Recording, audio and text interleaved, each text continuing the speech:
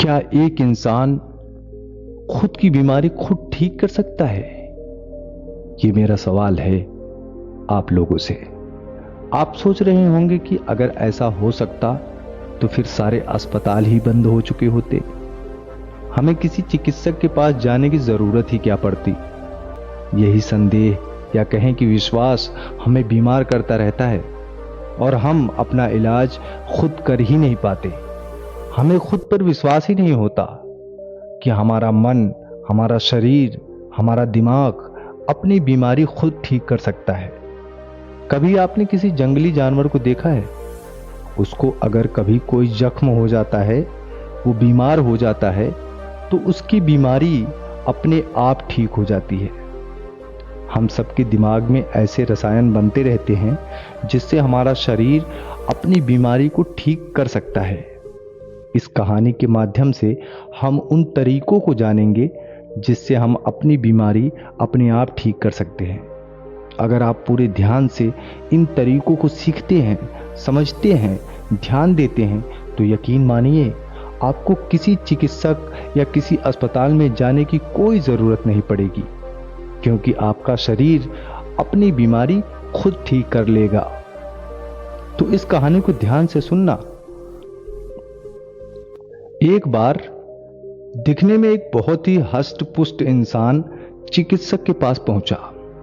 वो चिकित्सक आसपास के क्षेत्रों में बहुत प्रसिद्ध था। उसने बहुत से लोगों की वो बीमारियां भी ठीक कर दी थी जो दूसरा कोई नहीं कर पाया था। उनका इलाज करने का तरीका बड़ा ही अनूठा था। वो ना तो कोई दवा देता था और ना ही कोई परहेज बताता था। इसीलिए वो चिकित्सक आसपास के क्षेत्रों में बहुत प्रसिद्ध हो गया था। वो हष्ट-पुष्ट इंसान उस चिकित्सक के पास पहुंचा और बोला, मैंने आपके बारे में बहुत सुना है। चारों ओर आपकी चर्चा चल रही है। सुना है आप बिना कोई दवा बीमारी ठीक कर देते हैं। ये तो अद्भुत बात है, लेकिन ये किस प्रकार संभव है? बिना दवा के हम अपनी बीमारी कैसे ठीक कर सकते हैं? उस इंसान ने कहना शुरू किया कि दिखने में तो मैं बहुत हष्ट-पुष्ट लगता हूँ, बहुत मोटा लगता हूँ, लेकिन मेरा ये मोटापा मेरी बहुत सी बीमारियों का कारण बना हुआ है। कोई कहता है कि तुम अपना मोटापा घटाओ, कोई कुछ कहता है, कोई दवा देता है, लेकिन मेरी बीमारियां ठीक नहीं हो पाती। उस इंसान ने बताया, वैसे तो मेरे शरीर में बहुत सारी बीमारी है। मैं खुद नहीं जानता कि मुझे क्या क्या बीमारी है, जैसे कि अस्थमा। मेरी सांस बहुत जल्दी फूल जाती है। इसके अलावा मुझे घुटनों में दर्द रहता है। कभी कभी मेरी दिल की धड़कन बहुत तेज चलने लगती है, जिससे हृदय गति रुक जाने का खतरा भी बना रहता है। और भी न जाने क्या क्या बीमारियां मुझे हो रखी है। तो अगर आप कोई समाधान बता सकें, क्योंकि दवा लेकर मैं थक चुका हूं। मुझे कोई ऐसा तरीका चाहिए जिससे मैं अपनी बीमारी खुद ठीक कर सकूं। मुझे किसी की दवा की, किसी के चिकित्सा की कोई जरूरत ना हो। उस साधु चिकित्सक ने पूछा, तुम्हें पूरा विश्वास है कि तुम अपनी बीमारी खुद ठीक कर सकते हो? यह विश्वास ही सबसे मूलभूत बिंदु होता है। कुछ लोग कभी विश्वास नहीं करते कि उनका शरीर अपनी बीमारी खुद ठीक कर सकता है, इसीलिए खुद का इलाज कभी करना सीख ही नहीं पाते। लेकिन कुछ लोग ऐसे भी होते हैं जो विश्वास रखते हैं कि उनका शरीर उनकी बीमारी खुद ठीक कर सकता है, और ऐसे लोग ही अपनी बीमारियों को ठीक कर पाते हैं। तो सबसे पहले अगर तुम्हें खुद पर विश्वास है तो ही मैं तुम्हें ऐसे तरीके बताऊंगा जिससे तुम अपने शरीर की बीमारियों को ठीक कर पाओगे। लेकिन अगर तुम्हें विश्वास नहीं है तो उन तरीकों को बताने का कोई भी उपयोग नहीं है। उस इंसान ने उत्तर देते हुए कहा, अगर मुझे विश्वास नहीं होता तो मैं आपसे सवाल पूछता ही नहीं। मुझे विश्वास है कि मैं अपनी बीमारी खुद ठीक कर सकता हूं, इसीलिए तो मैं आपसे सवाल पूछ रहा हूं। कृपया वो तरीके बताने की कृपा करें जिनसे मैं अपनी बीमारी को ठीक कर सकूं। उस साधु चिकित्सक ने समझाया कि हमारा शरीर संकेत में हमें समझाने की कोशिश करता है, लेकिन हम उन संकेतों को नजरअंदाज कर देते हैं, उन पर कोई ध्यान ही नहीं देते। इसीलिए सबसे पहले अपने शरीर के संकेतों को समझना शुरू करो। इसके लिए तुम्हें संवेदनशील होना पड़ेगा, खुद पर ध्यान देना होगा, ध्यान करना होगा। ध्यान करने से तुम अपने शरीर के होने वाले बदलावों को महसूस कर पाओगे। उसके बाद तुम्हें पता लग जाएगा कि तुम्हारे शरीर में क्या कमी है, क्या बीमारी पनपने वाली है। जब तुम्हें ये संकेत समझ में आने लगेंगे, उसके बाद तुम खुद का इलाज शुरू कर पाओगे, खुद को बीमारियों से बचा पाओगे। इसीलिए सबसे पहला बिंदु है ध्यान के द्वारा संवेदनशीलता पैदा करो, जिससे तुम अपने शरीर के संकेतों को समझ सको। उदाहरण के लिए, तुम्हारे सांस फूल रही है, लेकिन अब तुम ध्यान नहीं दे रहे थे। लेकिन किसी दिन तुम्हारा ध्यान गया कि तुम्हारी सांस जल्दी फूल जाती है और तुमने पाया कि तुम्हें अस्थमा हो रखा है। लेकिन अगर तुम अपने शरीर के संकेतों को पहले ही समझ लेते, अपनी सांस फूलने को तुम पहले ही देख पाते, तो तुम अस्थमा होने से पहले खुद का इलाज कर पाते। इसीलिए अपने शरीर और अपने दिमाग में एक संबंध स्थापित करो, जिस संबंध के जरिए तुम्हारा दिमाग ये समझ सके कि तुम्हारे शरीर को क्या तकलीफ है, उसको क्या बीमारी है। जब तुम्हारे दिमाग को तुम्हारे शरीर से ये संकेत मिलने लगे कि तुम्हें क्या बीमारी है, क्या तकलीफ है तुम्हारे शरीर को, उसके बाद हम अपना अगला कदम बढ़ाते हैं। अगला कदम होता है आत्मचित्रण करना, यानी कि सेल्फ विजुअलाइजेशन। आत्मचित्रण करने के लिए आप कोई भी शांत स्थान चुन लें, उसके बाद वहां पर जाकर आराम से समय निकालकर बैठ जाएं, अपनी आंखें बंद कर लें। उसके बाद अपने मन से खुद का वो चित्र देखने की कोशिश करें जिसमें आप पूर्ण रूप से स्वस्थ हैं।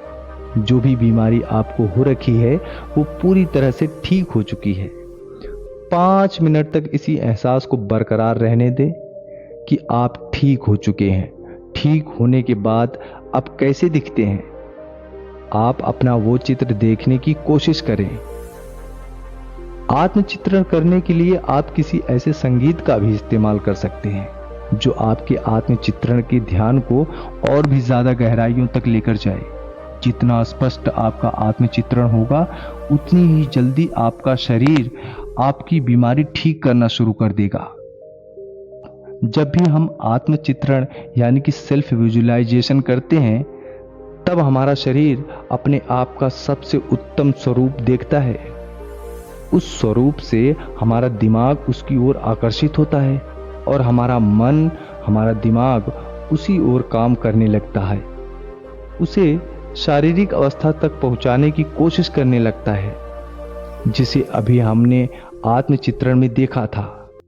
क्योंकि समझने की बात ये होती है कि आत्मचित्रण करने से हमारा दिमाग उस रूप की ओर आकर्षित होता है जिसको हम आत्मचित्रण में देख रहे होते हैं। और जब हमारा दिमाग उस रूप की ओर आकर्षित होने लगता है, तो हमारा अवचेतन मन अनजाने में अपनी बीमारी को ठीक करके उसी रूप को प्राप्त करने की कोशिश करता रहता है। ये सबसे शक्तिशाली उपाय है। इस उपाय का इस्तेमाल करके आप अपना मोटापा कम कर सकते हैं, अपनी खूबसूरती बढ़ा सकते हैं, अपनी बीमारियों को ठीक कर सकते हैं। बिना किसी चिकित्सक या किसी दवा की सहायता से हमारे दिमाग और हमारे अवचेतन मन में ब्रह्मांड की सारी शक्तियां उपलब्ध होती हैं, लेकिन हम उन्हें खोल नहीं पाते, उनका इस्तेमाल करना सीख नहीं पाते, क्योंकि हमें उन प्रक्रियाओं के बारे में नहीं पता जिससे हम उन शक्तियों को जागृत कर सकें। और ये आत्मचित्रण सबसे कारगर उपाय कहलाता है उन शक्तियों को जगाने का। बस ध्यान रहे, जहां भी आप ये प्रयोग कर रहे हैं वो जगह शांत हो, ताकि आप इस ध्यान की गहराई में जा पाए। इस ध्यान की गहराई में जाने के लिए आप कोई शांत संगीत या कोई ध्वनि का भी इस्तेमाल कर सकते हैं। 21 दिन तक रोजाना इसे 15 मिनट करने के बाद आप अपने अंदर एक अभूतपूर्व बदलाव महसूस करेंगे। आत्मचित्रण का इस्तेमाल सिर्फ अपनी बीमारी को ठीक करने के लिए नहीं किया जाता। अगर आप थके थके रहते हैं, आलस्य से भरे रहते हैं, आपके शरीर में कोई जोश, कोई उत्साह नहीं रहता, तो भी आप आत्मचित्रण यानी कि विजुअलाइजेशन का सहारा लेकर अपने आप को जोशीला, फुर्तीला और उमंग से भरा हुआ बना सकते हैं। बस उसके लिए आपको अपना वो रूप देखना है जिसमें आप जोश और उत्साह से भरे हुए हैं। उसके बाद आपका आलस्य खुद ब खुद दूर होने लग जाएगा। तीसरा तरीका जो खुद को ठीक करने में हमारी सहायता करता है वो है खुद से प्यार। जब भी हमें कोई बीमारी होती है, हमारे शरीर में कोई तकलीफ होती है, तो हम खुद को कोसने लगते हैं। कुछ लोग तो यहाँ तक सोचने लगते हैं कि इस बीमारी से अच्छा तो भगवान हमें उठा ले तो सही है। ये सब निराशा आपकी परेशानियों को और भी ज़्यादा बढ़ा देंगे। इससे आपकी बीमारी तो ठीक नहीं होगी, लेकिन आपका मन, आपका दिमाग, आपका शरीर अपनी हिम्मत खो देगा। वो हिम्मत हार जाएगा। उसमें ताकत थी खुद को ठीक करने की, लेकिन आपने ये सोच सोच कर अपने को विश्वास दिला दिया कि आप अपने से नफरत करने लगे हैं। आपको खुद पर विश्वास नहीं रहा। जो लोग शरीर में बीमारी और तकलीफ होने के बाद भी खुद से प्यार करते हैं, खुद को कोसते नहीं, वही लोग अपनी बीमारी को खुद से ठीक करने का साहस रख पाते हैं। आप खुद सोच कर देखो, जो लोग खुद से प्यार ही नहीं कर पाएंगे, खुद से प्यार करते ही नहीं, वो खुद की बीमारी को ठीक करने का भार क्यों उठाना चाहेंगे? खुद की बीमारी को वही ठीक करना चाहेगा जो खुद से प्यार करता होगा। खुद से प्यार करने वाले लोग ही आत्मचित्रण के ध्यान में गहराई से उतर पाते हैं, जिसकी हमने अभी थोड़ी देर पहले चर्चा की थी। आत्मचित्रण की ध्यान की गहराई में जाने के लिए आपको खुद से प्यार करना सीखना होगा। उसके बाद आपका दिमाग अपने आप ऐसे रसायन पैदा करने लगेगा जो आपकी उस बीमारी को ठीक करने के लिए सहायक होते हैं। ये बात तो सच है कि हमारा दिमाग उन रसायनों को अपने शरीर के अंदर से पैदा करवाने की क्षमता रखता है, लेकिन हम ये ताकत जानते नहीं हैं, उस प्रक्रिया को समझते नहीं हैं।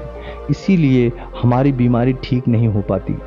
ये सारे प्रयोग करते हुए खुद पर विश्वास, आत्मचित्रण, खुद से प्यार, ये सब करते हुए आपको अपनी दिनचर्या का बहुत ध्यान रखना है।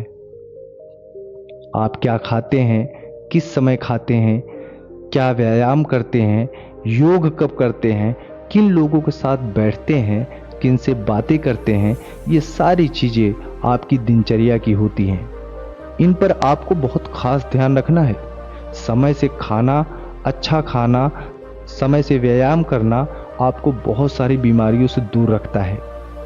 हम असलियत में बीमार तभी पड़ते हैं जब हम अपनी दिनचर्या का अनुसरण करना छोड़ देते हैं, जब हम एक बेहतर जीवन नहीं जीते, एक अच्छी दिनचर्या का अनुसरण नहीं करते, तो हम अंदर से दुखी होने लगते हैं, हम तनाव में रहने लगते हैं। अगर आप तनाव में रहेंगे तो स्वाभाविक रूप से बीमारियां आपको ज़्यादा परेशान करेंगी। अगर आप समय से खाते हैं, समय से पूरी नींद लेते हैं, समय से व्यायाम करते हैं, तो आप तनाव मुक्त जीवन जिएंगे। उसके बाद बीमारियां आपसे कोसों दूर रहेंगी। बस आपको अपनी दिनचर्या का पालन पूरी निष्ठा और ईमानदारी के साथ करना है।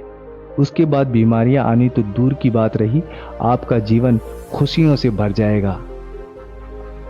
अपनी बात को आगे बढ़ाते हुए साधु चिकित्सक ने समझाया कि अपने अवचेतन मन को अपनी बीमारियों को ठीक करने के काम पर लगाना सीखो। हम सबके अवचेतन मन में बहुत सारी शक्तियां बसी हुई हैं, बस हमें अपने अवचेतन मन से काम करवाने की प्रक्रिया नहीं पता। इस प्रक्रिया को बताते हुए साधु महाराज ने बताया कि जब भी तुम अपने बिस्तर पर सोने के लिए जाते हो, तो सोते वक्त बस अपनी आंखों को बंद करके, अपने दिमाग को शांत करके खुद को एक एहसास दिलाओ कि तुम्हारी बीमारियां ठीक हो रही हैं। धीरे धीरे समय के साथ तुम्हारी बीमारियां जड़ से खत्म हो जाएंगी। जब तुम ऐसा सोचते सोचते अपने बिस्तर पर सो जाते हो, उसके बाद आपका अवचेतन मन अपना जादू दिखाने लगता है। आपका अवचेतन मन सोने के बाद भी आपके लिए काम करता रहता है, लेकिन आपको ये पता नहीं होता। और सोने से पहले जिस काम पर भी हम अपना अवचेतन मन को लगा देते हैं, पूरी रात वो इस चीज पर काम करता रहता है। रोज रात को ये अभ्यास करने से आप सुबह बहुत अच्छा महसूस करेंगे, क्योंकि धीरे धीरे आपका शरीर अपने आप ठीक होने लगेगा। आपके अवचेतन मन की शक्तियां जागृत होने लगेंगी और वो आपकी बीमारियों को ठीक करने लगेंगे। लेकिन ये हमें रोज सोने से थोड़ी देर पहले करना है। अगर इसे हम दिन में करेंगे तो हम दूसरे कामों में व्यस्त रहते हैं, तो हमारे अवचेतन मन को समय ही नहीं मिलता उसके लिए काम करने का। लेकिन रात में सोते वक्त जब हमारा चेतन मन शांत हो जाता है, तब हमारा अवचेतन मन जागृत होता है और तब वो अपनी पूरी शक्ति के साथ अपने लिए काम कर पाता है। साधु चिकित्सक ने बताया कि आज चाहे विज्ञान कितना भी आगे क्यों ना निकल गया हो, लेकिन आज भी बहुत सारी बीमारियां ऐसी होती हैं जिनका विज्ञान को भी कोई अता पता नहीं होता। बड़े बड़े चिकित्सक तुम्हारे शरीर में वो बीमारियां ढूंढ नहीं पाते, लेकिन फिर भी तुम उन बीमारियों से परेशान रहते हो। ऐसी बीमारियों को जिन्हें विज्ञान भी ठीक नहीं कर पाता, तो तुम्हें क्या लगता है वो बीमारियां दवाओं से ठीक हो जाएंगी? नहीं, दवाई हमें तभी खानी चाहिए जब हमें ये महसूस होने लगे इस बीमारी का इलाज मैं अपने आप नहीं कर पाऊंगा। जब आप खुद से किसी बीमारी का इलाज करने में असफल होते हैं, तो आप किसी चिकित्सक के पास जाइए और वो आपको सही दवा देगा। लेकिन उससे पहले खुद प्रयास करके देखिए और यकीन मानिए आपके अंदर वो सारी शक्तियां हैं जो बिना दवा की आपके शरीर को ठीक कर सकती हैं। आज से कई सौ साल पहले कोई विज्ञान नहीं था, कोई चिकित्सा प्रणाली नहीं थी। उस समय के लोग इन प्रक्रियाओं को, इन पद्धतियों को जानते थे, जिससे वो अपने आप को खुद ठीक कर पाते थे, क्योंकि उनके पास कोई दूसरा विकल्प ही नहीं था। लेकिन समय के साथ साथ जैसे जैसे विज्ञान आगे बढ़ता गया, वैसे वैसे वो पद्धतियां और वो प्रक्रियाएं नष्ट कर दी गई, क्योंकि इससे विज्ञान का, चिकित्सकों का, अस्पतालों का अपना नुकसान था। उनके पास अगर कोई मरीज नहीं आएगा तो उनकी आय कैसे होगी? ये सोचने की बात होती है। इसीलिए ये प्रक्रियाएं, ये पद्धतियां छुपाने की कोशिश की गई। लोगों को ये यकीन दिलाने की कोशिश की गई कि आप अपना इलाज खुद नहीं कर सकते। इसीलिए आपने खुद पर विश्वास करना बंद कर दिया और उसका नतीजा ये रहा कि एक बीमारी खत्म होती है तो दूसरी बीमारी आपके सामने आकर खड़ी हो जाती है। ये कहते हुए वो डॉक्टर उस मरीज से विदा ले लेता है। तो दोस्तों, हमारी कहानी आपको कैसे लगी हमें कमेंट सेक्शन में ज़रूर बताइए और हमारे चैनल को शेयर कीजिए, सब्सक्राइब कीजिए। सबका मंगल हो, सबका कल्याण हो।